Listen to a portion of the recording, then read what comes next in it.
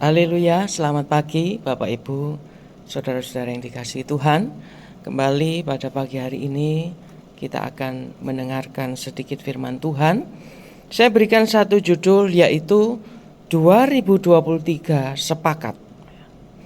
Kata sepakat di dalam Kamus Besar Bahasa Indonesia itu berarti setuju, semufakat, sependapat, atau seia sekata.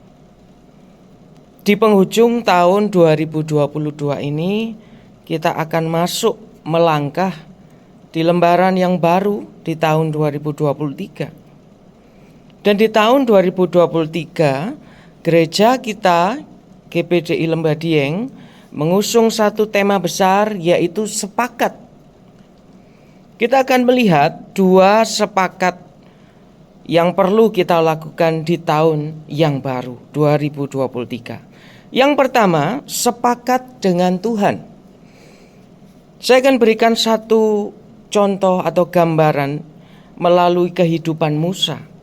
Keluaran 33 ayat 15 sampai 17. Berkatalah Musa kepadanya, "Jika engkau sendiri tidak membimbing kami, janganlah suruh kami berangkat dari sini. Dari manakah gerangan akan diketahui bahwa aku telah mendapat kasih karunia di hadapanmu, yakni aku dengan umatmu ini? Bukankah karena engkau berjalan bersama-sama dengan kami, sehingga kami, aku dengan umatmu ini, dibedakan dari segala bangsa yang ada di muka bumi ini?" Berfirmanlah Tuhan kepada Musa, "Juga hal yang telah kau katakan ini akan kulakukan, karena engkau telah mendapat kasih karunia di hadapanku, dan aku mengenal engkau." Yang pertama, kita harus bersepakat dengan Tuhan sebagai pemilik hidup kita, sebagai sumber hidup kita. Sebelum Musa melangkah lebih jauh, Musa datang kepada Tuhan, Musa memohon kepada Tuhan agar Tuhan sendiri yang berjalan bersama-sama dengan Musa dan umatnya. Musa mengajukan persepakatan berjalan bersama-sama dengan Tuhan. Karena Musa tahu persis saat ia berjalan dengan Tuhan, saat ia bersepakat jalan dengan Tuhan, tidak ada satu masalah pun yang mampu merintangi Musa dan umat Israel. Ya, begitu juga dengan kehidupan kita, Bapak Ibu Saudara sekalian. Saat kita bersepakat berjalan dengan Tuhan di tahun yang baru, masalah seberat apapun tidak akan merintangi jalan kita. Puji Tuhan, Musa juga mengerti jalan di depan yang harus dilalui adalah jalan yang begitu berat. Jalan yang penuh dengan kesakitan, penuh dengan kesukaran. Di dalam Keluaran 33 ayat 13 dikatakan, "Maka sekarang jika aku kiranya mendapat kasih karunia di hadapanmu, beritahukanlah kiranya jalanmu kepadaku, sehingga aku mengenal engkau, supaya aku tetap mendapat kasih karunia di hadapanmu. Ingatlah bahwa bangsa ini umatmu." Ya, Musa memohon kepada Tuhan untuk memberitahukan jalan Tuhan, jalan yang terbaik. Kita hidup di akhir zaman yang di sekeliling kita tanpa kepastian, ya penuh dengan jalan-jalan yang jahat, jalan-jalan yang salah, ya. Bahkan jalan-jalan yang menyesatkan. Karena itu kita perlu bersepakat dengan Tuhan, ya, bersepakat dengan jalan-jalan Tuhan, dengan firman Tuhan, untuk kita dapat berjalan dalam kebenaran Tuhan, sehingga kita tidak tersesat, sehingga kita tidak salah jalan dan sebagainya. Karena itu yang pertama di tahun 2023, mari kita sepakat berjalan bersama dengan Tuhan, seia dan sekata dengan jalan yang Tuhan tunjukkan kepada kita. Apapun yang kita rencanakan di tahun yang baru harus seia sekata dengan jalan Tuhan, seia sekata dengan firman Tuhan. Yang kedua, sepakat dengan sesama. Matius 18 ayat 19 sampai 20.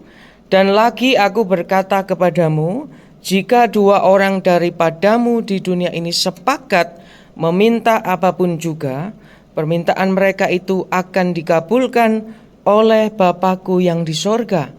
Sebab di mana 2 atau 3 orang berkumpul dalam namaku, di situ aku ada di tengah-tengah mereka.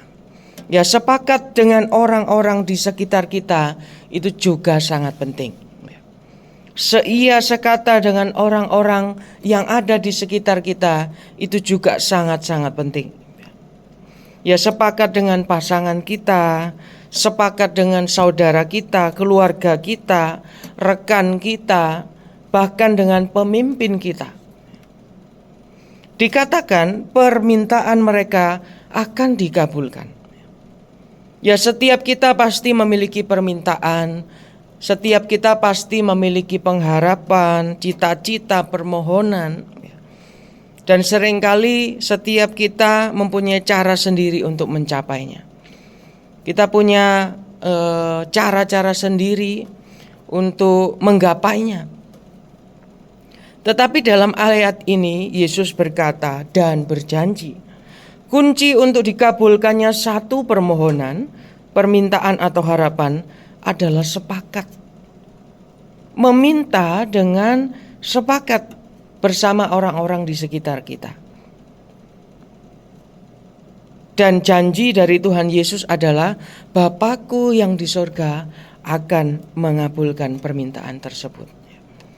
Satu contoh dalam firman Tuhan, 1 Samuel 14 ayat 6 sampai 7. Berkatalah Yonatan kepada bujang pembawa senjatanya itu, mari kita menyeberang ke dekat pasukan pengawal orang-orang yang tidak bersunat ini. Mungkin Tuhan akan bertindak untuk kita, sebab bagi Tuhan tidak sukar untuk menolong, baik dengan banyak maupun dengan sedikit orang. Lalu jawab pembawa senjatanya itu kepadanya, lakukanlah niat hatimu itu, sungguh aku sepakat. 1 Samuel 14 ayat 12 sampai 14. Orang-orang dari pasukan pengawal itu berseru kepada Yonatan dan pembawa senjatanya, katanya, naiklah kemari, maka kami akan menghajar kamu. Lalu kata Yonatan kepada pembawa senjatanya, naiklah mengikuti aku, sebab Tuhan telah menyerahkan mereka ke dalam tangan orang Israel. Maka naiklah Yonatan merangkak ke atas dengan diikuti oleh pembawa senjatanya. Orang-orang itu tewas terparang oleh Yonatan, sedang pembawa senjatanya membunuh mereka dari belakangnya.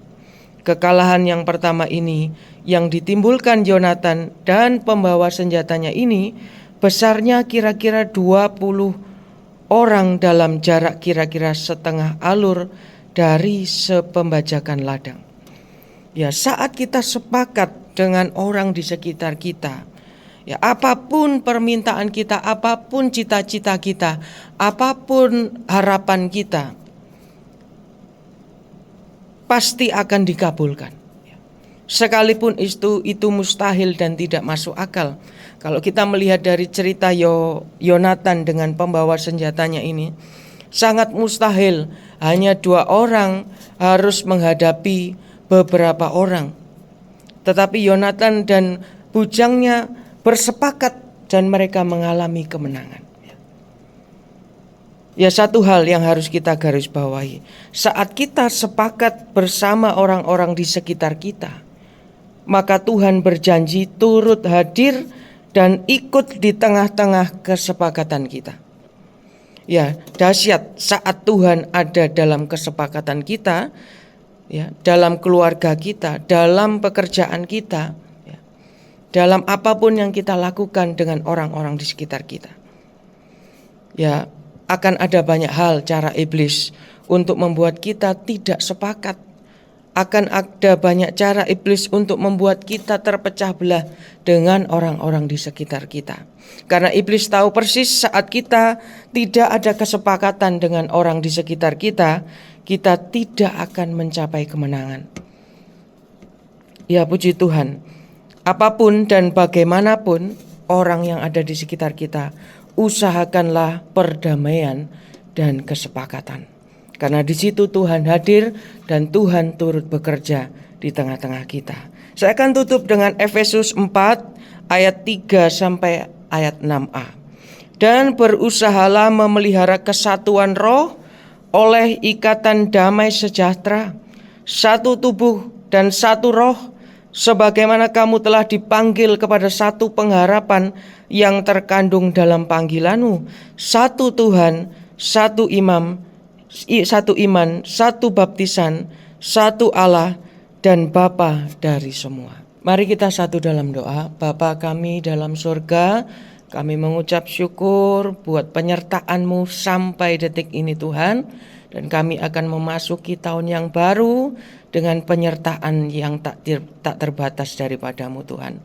Terima kasih Tuhan, ajar kami terus untuk sepakat dengan firman-Mu dan untuk sepakat dengan sesama kami Tuhan. Terima kasih Tuhan, kami mengucap syukur di dalam nama Tuhan Yesus Kristus. Haleluya.